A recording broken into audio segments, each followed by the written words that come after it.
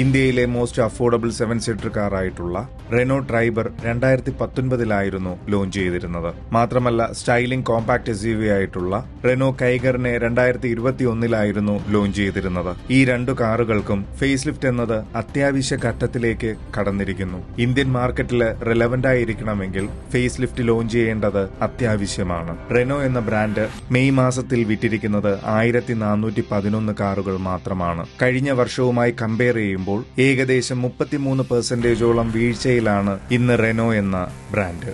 ട്രൈബറും കൈഗറും മാത്രമല്ല കിഡും ചേർക്കുമ്പോഴാണ് 1411 കാറുകൾ വിറ്റിരിക്കുന്നത്. ഈ കാരണം കൊണ്ട് തന്നെ അവർ അടുത്തടുത്തായി ലോഞ്ച് ചെയ്യാൻ പോകുന്ന കാറുകളെ കുറിച്ചുള്ള ഡീറ്റെയിൽസും വെളിയിൽ വിട്ടിട്ടുണ്ടായിരുന്നു. എടുത്തു പറയേണ്ടത് റെനോ എന്ന ബ്രാൻഡിൽ നിന്നും എല്ലാവരും കാത്തിരിക്കുന്ന കാറെന്ന് പറയുന്നത് 3rd ജനറേഷൻ ഡസ്റ്ററിനെയാണ്. ഗ്ലോബൽ ലെവലിൽ ഈ വാഹനത്തിന്റെ പേര് ബിഗ്സ്റ്റർ എന്നാക്കിയിട്ടുണ്ട്.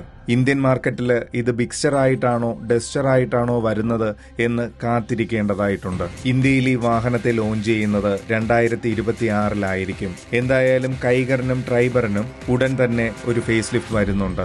ഈ വാഹനങ്ങളെ ഇപ്പോൾ റോഡുകളിൽ ടെസ്റ്റ് ചെയ്തുകൊണ്ടിരിക്കുകയാണ്. അതുകൊണ്ട് തന്നെ ഈ വാഹനങ്ങളുടെ ടെസ്റ്റിംഗ് ഇമേജസും ലീക്ക് ആയിട്ടുണ്ട്. ഈ സ്പൈ ഷോട്ട്സിൽ നിന്ന് നമുക്ക് എന്തെല്ലാം ഡീറ്റെയിൽസ് കണ്ടുപിടിക്കാൻ സാധിക്കുമെന്ന് നോക്കാം. ഈ രണ്ട് വാഹനങ്ങളും സബ് 4 മീറ്റർ സൈസിലാണ് വരുന്നത് എന്നുള്ള കാര്യം എല്ലാവർക്കും അറിയാവുന്നതാണ്. റെനോ ട്രൈബറിനെ നോക്കുമ്പോൾ റീഡിസൈൻ ചെയ്തിട്ടുള്ള front and rear side elements, updated alloy wheels, പുതിയ ടെയിൽ ലാമ്പ് സെറ്റപ്പും ഈ വാഹനത്തിൽ നൽകിയിരിക്കുന്നു. ടൈപ്ഡ് ആയിട്ടുള്ള ടെയിൽ ലാമ്പാണ് നൽകിയിരിക്കുന്നത്. സ്പൈ ഷോട്ട്സ് വെച്ച് നോക്കുമ്പോൾ കൈഗറിലും വലിയ മാറ്റങ്ങൾ വരുത്തിയിരിക്കുന്നു. സ്ക്വയർ ടൈപ്പിലുള്ള ടെയിൽ ലാമ്പാണ് കൈഗറിന് നൽകിയിരിക്കുന്നത്.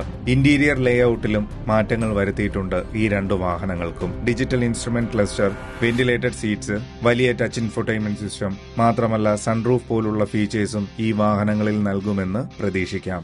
എഞ്ചിൻ ഓപ്ഷൻസിൽ വലിയ മാറ്റങ്ങളൊന്നും നൽകാൻ സാധ്യതയില്ല. ഇപ്പോഴുള്ള അതേ 1 litre naturally aspirated petrol engine base വേരിയന്റിന് നൽകും. മാനുവൽ ആൻഡ് ഓട്ടോമാറ്റിക് ഗിയർ ബോക്സോടുകൂടി തന്നെയായിരിക്കും ഈ വാഹനങ്ങൾ ലോഞ്ച് ചെയ്യുന്നത്. എല്ലാവരും പ്രതീക്ഷിക്കുന്നത് ടോപ്പ് എൻഡ് വേരിയന്റുകളിലെങ്കിലും ട്രൈബറിൽ ടർബോ പെട്രോൾ എഞ്ചിൻ നൽകണമെന്നാണ്. ഈ വാഹനങ്ങളിൽ മാത്രമല്ലാതെ റെനോ ഇന്ത്യ അംബീഷ്യസ് ആയിട്ടുള്ള പല പ്രോജക്ടുകളും ഇന്ത്യൻ മാർക്കറ്റിൽ വച്ചിട്ടുണ്ട്. മാത്രമല്ല എൻട്രി ലെവൽ EV കാറിനു വേണ്ടിയും റെനോ എന്ന ബ്രാൻഡ് തയ്യാറായിക്കൊണ്ടിരിക്കുകയാണ്. ഗ്ലോബൽ ലെവലിൽ സ്പ്രിംഗ് EV എന്ന പേരിൽ വിൽപ്പന നടത്തിക്കൊണ്ടിരിക്കുന്ന കാറിനെ ഇന്ത്യയിൽ എൻട്രി ലെവൽ EV കാറാക്കി മാറ്റാനുള്ള സാധ്യതയും വളരെ വലുതാണ്. മുന്നേ തന്നെ ഈ വാഹനത്തിന്റെ സ്പൈ ഷോട്ട്സും നമ്മൾ കണ്ടിരുന്നു. റെനോ എന്ന ബ്രാൻഡ് ഇന്ത്യയിൽ അടുത്തടുത്തായി വാഹനങ്ങളെ ലോഞ്ച് ചെയ്യാനായിട്ട് റെഡിയായിക്കൊണ്ടിരിക്കുകയാണ്.